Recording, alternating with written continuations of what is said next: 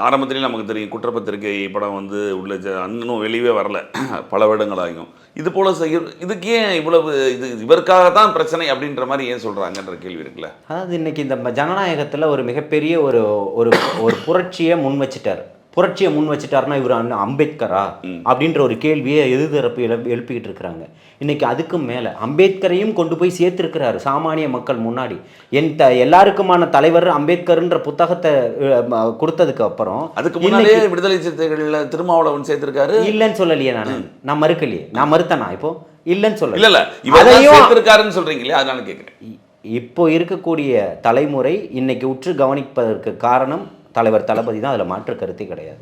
அதை யார் ஒத்துக்கிறாருன்னா அண்ணன் திருமா அவர்களே ஒத்துக்கிறார். நான் பிஹெச்டி வரைக்கும் உங்களை படிக்க வைக்கிறேன், நீங்கள் திருப்பி ஒரு கூட்டத்தின் பின்னாடி போகிறீங்க அப்படின்னா, ஸோ பிஹெச்டி படிச்சுட்டு அவர்கள் அறிவாளியா இல்லையா? நீங்கள் சொல்லுங்கள்.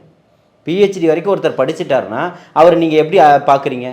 அவருக்கு அப்போ இங்கே நடக்கக்கூடிய ஏதோ ஒரு அறிவினுடைய வளர்ச்சி நிச்சயமாக அவருக்கு இருக்கும். சிந்தனை அதிகமாக இருக்கும். சீர்தூக்கி பார்க்க வேண்டிய இடத்துல சீர்தூக்கி பார்க்க வேண்டிய எண்ணம் அவருக்கு ஏற்படும். அந்த இடத்துல சீர்தூக்கி பார்க்கும்போது அண்ணன் இன்னுமே போயிட்டு நம்மளை அடிமையாக இருக்கக்கூடாதுன்னு சொல்லிட்டு அண்ணன் ஒரு கட்சியோட அடிமையாக உட்கார்ந்துக்கிட்டு இருக்கிறாரு. இதுவே முதல் பெரிய தப்பு.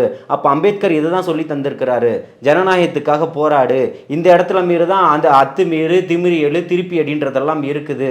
ஆனால் ஜனநாயக ரீதியில் ஒருத்தர் வராருன்றதான் மக்கள் இன்னைக்கு அவரை நோக்கி. அவர் அப்படி சொல்றாரு, நீங்க சொல்றீங்க. ஆனால் எப்படி இருந்திருக்கணும்னு அவர் சொல்லி அவருடைய நினைப்பு எப்படி சொல்லியிருப்பாருன்னா, இவ்வளோ கஷ்டப்பட்டு படிக்க வச்சிருக்கோம், திருப்பி நீ வந்து படிப்பறிவு இல்லாமல் நீ போறியே அப்படின்ற மாதிரி அவருடைய சொல்லாடல் அப்படி தான் இருக்குது. நான் என்ன கேட்குறேன், இவ்வளோ கஷ்டப்பட்டு நீங்கள் படிக்க வச்சிங்கன்னா அப்போ நீங்கள் சரியான வாத்தியாராக இருந்தால் அந்த மாணவனையும் போகிறான். அதை நீங்கள் பார்க்கணுமா இல்லையா? 10 பேர் 100 பேரில் 5 பேர் போயிட்டா பிரச்சனை இல்லை.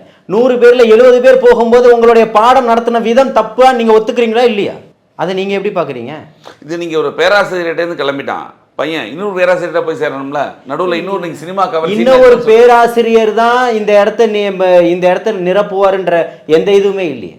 இன்னொரு பேராசிரியர் தான். அது எந்த துறை சார்ந்தவர்களாக பேராசிரியர் ஒரு இதுக்காக சொல்லல. இல்ல, நானும் பட்டத்துக்காக பிஹெச்டிக்காக நானும் பேசுறேன். இல்ல, நானும் அதை தான் பேசுறேன். பிஹெச்டிக்காக நான் பேசல, புரியுதுங்களா? அதை தாண்டி இன்னும் எத்தனையோ விஷயங்கள் இருக்கு. அப்படிதான் நான் அதை பார்க்குறேன்.